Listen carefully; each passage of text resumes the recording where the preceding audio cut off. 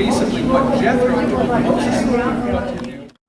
Warren Peterson and Eddie Farnsworth after them. So would you please welcome to the stage Congressman Matt Salmon.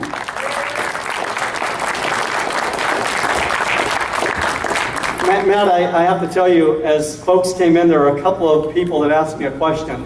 Apparently there are some rumors going around. Yeah. The Senate? Oh. The Senate?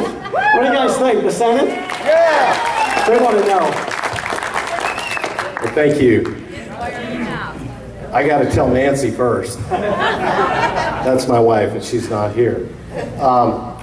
Shane, as always, it's a thrill to be here, and it's a thrill to be here with a couple of people that I just have ultimate respect for because of how they fight for limited government and constitutional principles. Warren Peterson and Eddie Farnsworth are two of the best guys I know in the entire country as far as state legislators go. And I think that in the State House, they truly shine. I mean that from the bottom of my heart. And I really do hope, I know Eddie is actually running to be the Speaker of the House, and I hope with all my heart, we don't want to get the cart before the horse because we still have a November election, but I suspect that Eddie will be in pretty good shape, and I really do hope, if you had Andy Biggs and Eddie Farnsworth leading the state legislature, as long as we give them a good governor, and it's not Fred Duvall. In fact, that's why I have the conflict I have. I'm doing a telephone town hall with Doug Ducey to try to, get out the vote. I know from sad experience when we are asleep at the switch what a lousy governor can do to the state. Janet Napolitano. I lost to her by less than 1 percentage point. Why? Because some of the Republicans that typically like to stab us in the back ended up siding with Napolitano. I'll tell you what the issue was. They felt that I was too pro-life. And I'm never going to apologize for standing for life. It's right in the preamble. But even one of my opponents that I beat in the primary wouldn't endorse me. She told the state party chairman that I was too pro-life. And for those of you that don't remember, it was less than 1 percentage point between Janet Napolitano and myself. It took 10 days to determine the outcome. And I think if the party folks had stayed together, and if we weren't complacent, kind of asleep at the switch, we wouldn't have had to suffer, both with her as a rotten governor and a rotten Secretary of Homeland Security not securing our borders. Yeah. Janet Napolitano put this state in the red. Yeah, she did. She put this state in the red by instituting spending programs that this state couldn't afford, and the government has no real right to do. She believed the government were the answers to all of our problems. And so she instituted terrible spending programs. I'd say that she spent like a drunken sailor, but I don't want to insult the sailors. The fact is, she was a horrendous governor, and that was because we just didn't get out the vote like we needed to in that election, and I'm not going to let that happen again. I think we have to fight and do everything we can to make sure that Fred Duvall doesn't become the governor of our state. And I'll tell you why. Fred Duvall has been in or around government his whole career. He doesn't understand anything else. He's never hired a single person in the private sector that I know of. Fred Duvall was the chief of staff for Bruce Babbitt. He then went to be the head of protocol for Al Gore in the Clinton administration, and he was there, I think, 7 or 8 years. And now for the last several years, he's been on the Board of Regents and a lobbyist. He voted to raise tuition. I mean, I could go on and on and on, but there are clear differences.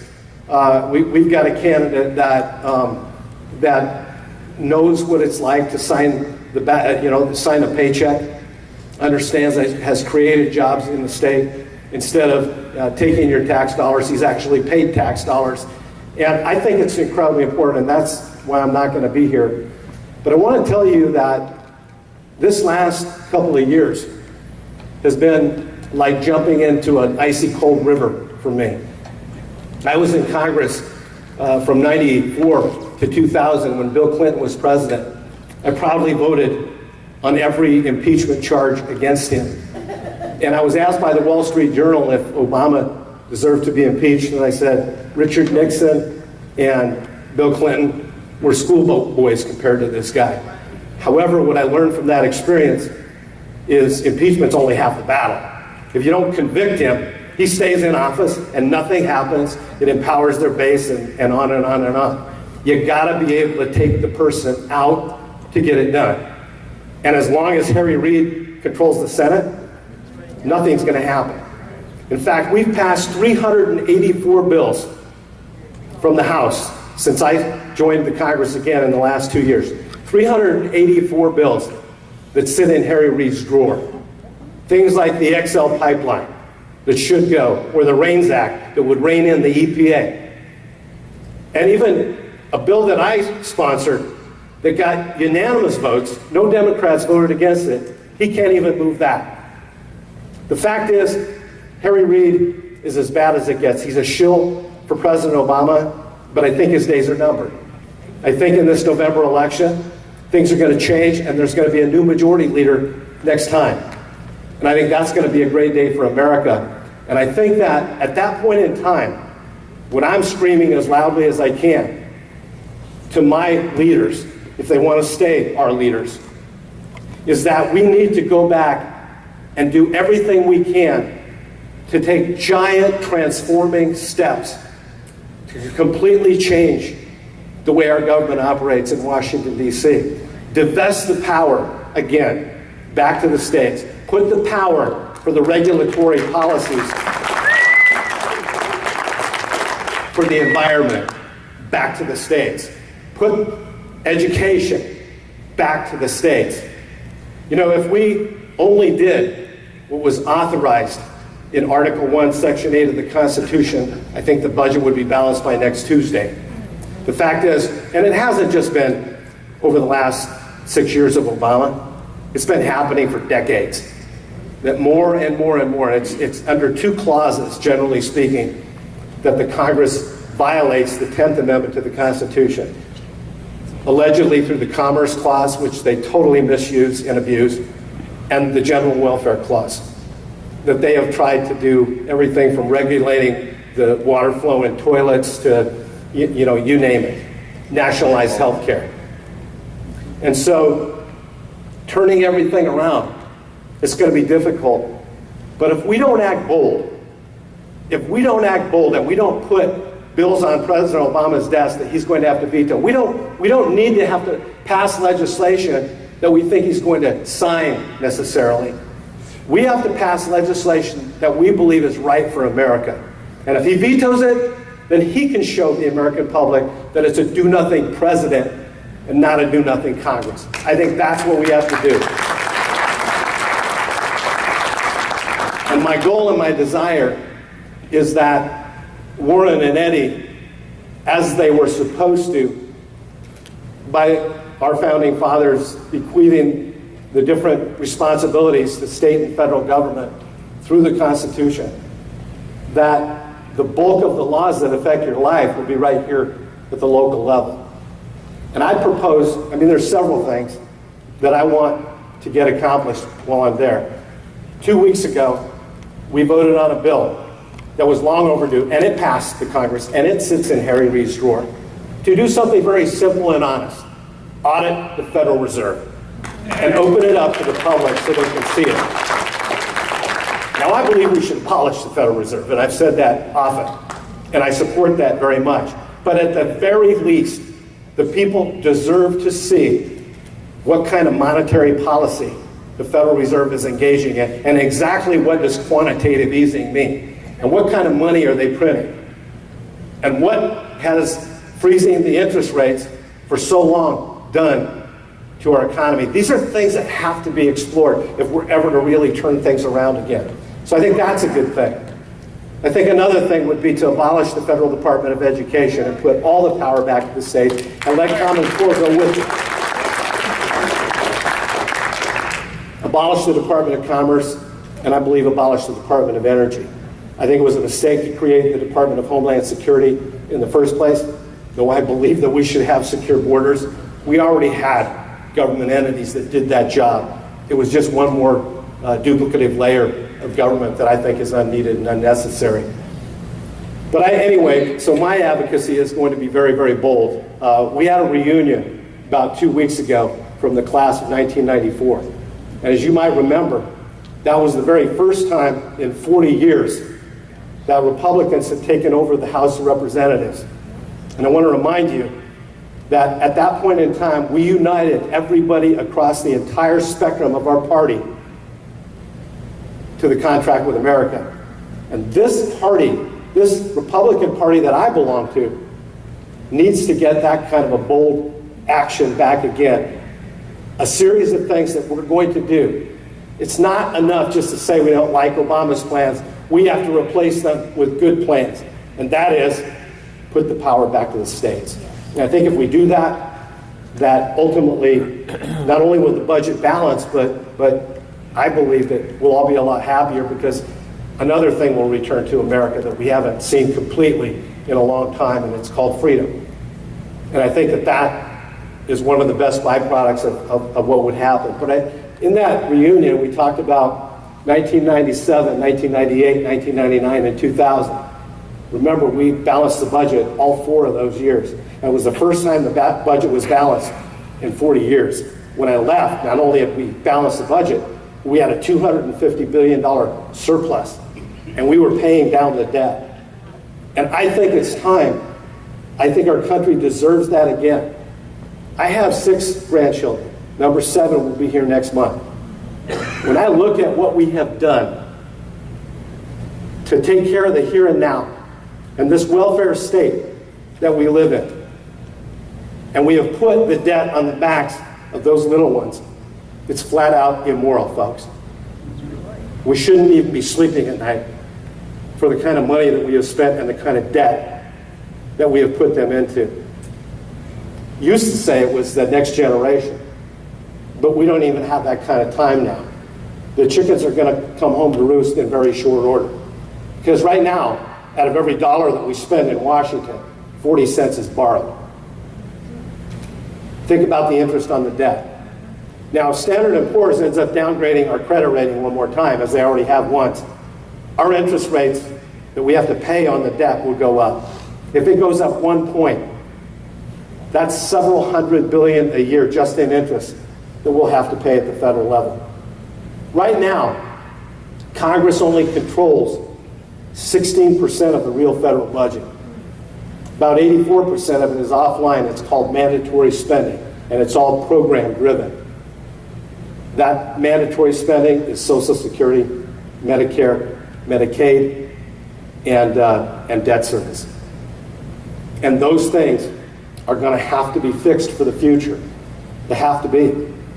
Because the Medicare Board of Trustees says that by 2022, it takes in less than it pays out. It goes broke. And in 2032, Social Security goes broke. That's not some kooky people talking. Those are the Board of Trustees for each of those entities.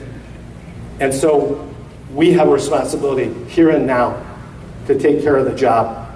On Medicaid, I think we block grant all that money back to the states. It's access here in the state. And Warren, I trust you in the state legislature to make the decisions about who should be getting that kind of indigent care. Should it be people at 140% of poverty, as just happened through this Medicaid expansion? Or is 100% of poverty enough? The other thing, our welfare program is so badly broken. In 1997, we passed welfare reform.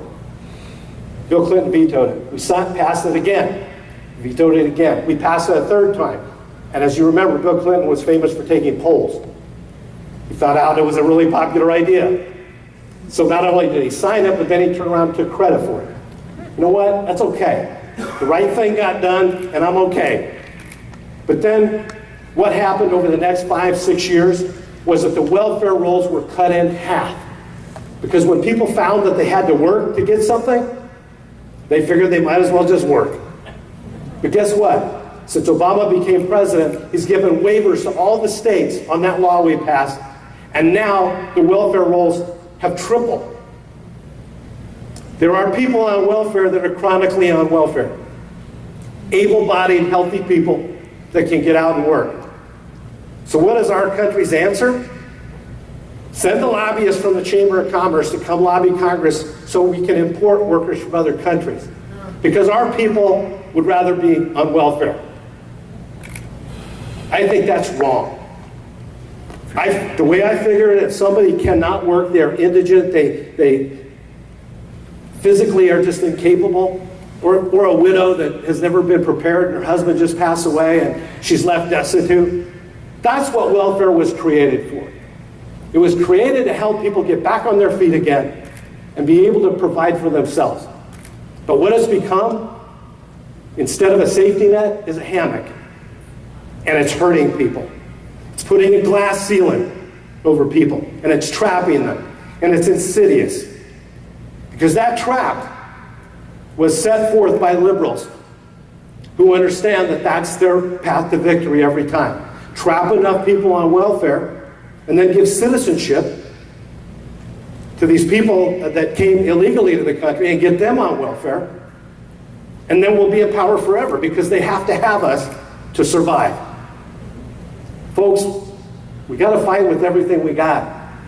I know there's been, some voter apathy out there, and if I hear one more time from somebody, I'm not going to go vote because it doesn't matter.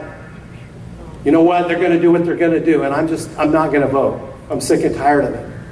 So many Americans have taken that position that we not only once, but twice elected a clown. And that's what I'm dealing with right now. A guy that missed 60% of his security briefings. And then we wonder in the world why North Korea hasn't been stopped on their nuclear proliferation. Why Iran is still moving toward nuclear proliferation. Why Putin invades Crimea. Why ISIS starts invading Syria, is talking about invading Jordan next. And then on and on and on. And getting people across the border into the United States so that they can do harm to us in our country, all on 9/11. But the sad thing about this ISIS group is that compared to the Al-Qaeda who masterminded the 9/11, these guys are much worse.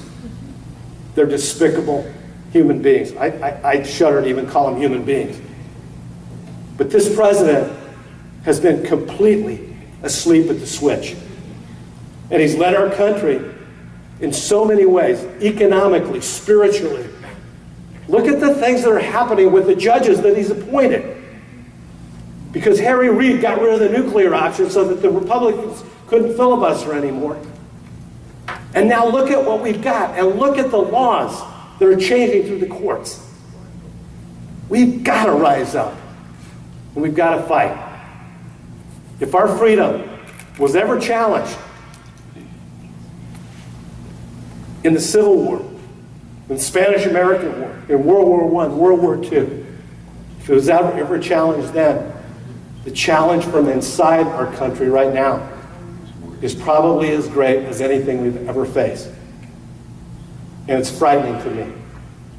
I believe that our beloved Constitution is hanging by a thread. And I believe that if we're going to secure it and ultimately save this nation, then we've got to be willing to sacrifice at least enough to go vote. But more than that, I think we have to stand up and we have to fight and we have to be counted. Because more and more of our freedoms are just slipping through our fingers. And you know as well as I do, the one amendment that was set to secure all those other amendments, the second, you know how hard they've tried to completely obliterate that as well. We've got to stand and fight. I want you to know that as I go back into the belly of the beast after this November election, I keep you in mind every day. I pray to my Father in heaven every morning and every night for his guidance. Because I believe that if we're going to be successful as a nation, if we're going to get back on track again, it will only be with his guidance and his blessing. And I believe, like Ronald Reagan always said, America's best days are yet to come. but that depends on us. So God bless you, and I appreciate the opportunity to be here tonight. And Shane, thank you very, very much, and I'll yield the floor back to you.